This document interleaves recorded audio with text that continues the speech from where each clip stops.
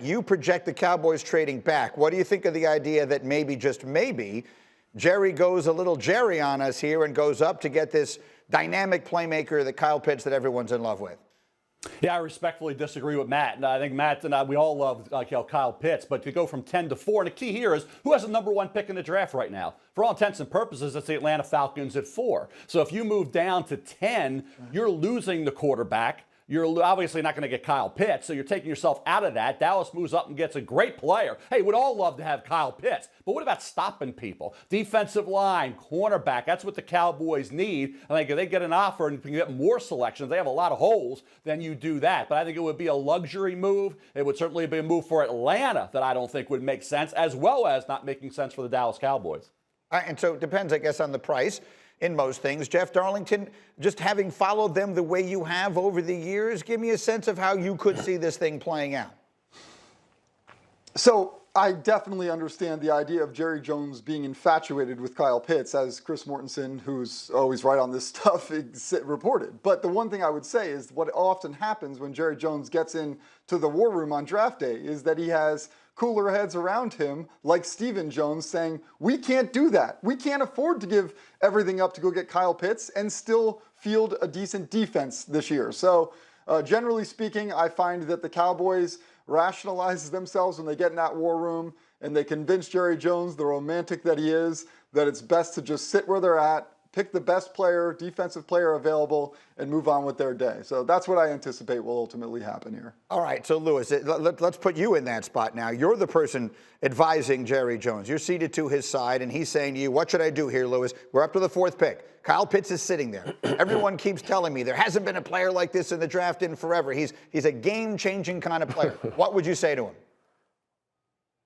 I'd say, look, man, we're trying to build a football team. I understand that you are enamored with this young man's physical skills. And look, I'm enamored with his physical skills. I sit there and I watch him. I go, I'd have no shot in covering this guy. He's too big. He's too fast. He's too unique. But I would say this. I would sit pat. I'd say, look, let's just sit pat right here at 10, and let's just let the draft board come to us. Because really, when we're talking about building a football team, do you remember how bad we were on defense? Do you remember? Okay, and look, we need to build this thing front to back, inside out, all right? We need to make sure that on the defensive line, we've got some people, and let's just hope that there's someone who at 10, we feel as though could really provide value for us on the defensive side of the ball in particular. We don't want to force it, but that's where I would be looking, whether it be a pass rusher, whether it be an interior player, whether it be a corner. And I know at 10, it would probably be rich as far as the pass rushers and the interior defensive players are concerned on the defensive line.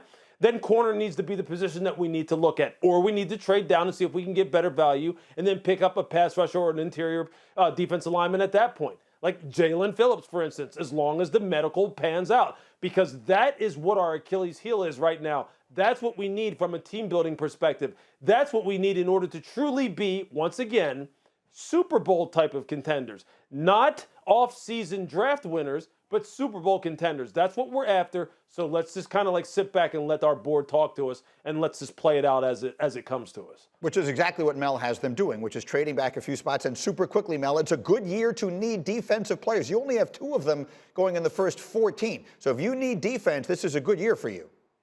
They're going to go right in this area. And I thought for Dallas, it would make sense. You have Caleb Farley, Virginia Tech, who would have been way up there had it not been for that back surgery, the second one. And then you have Patrick Surtain, the second, Alabama, and J.C. Horn, South Carolina. So by moving 10 to 15, you're guaranteed that probably 2 of those 3, at worst, 1 of those 3 is still on the board.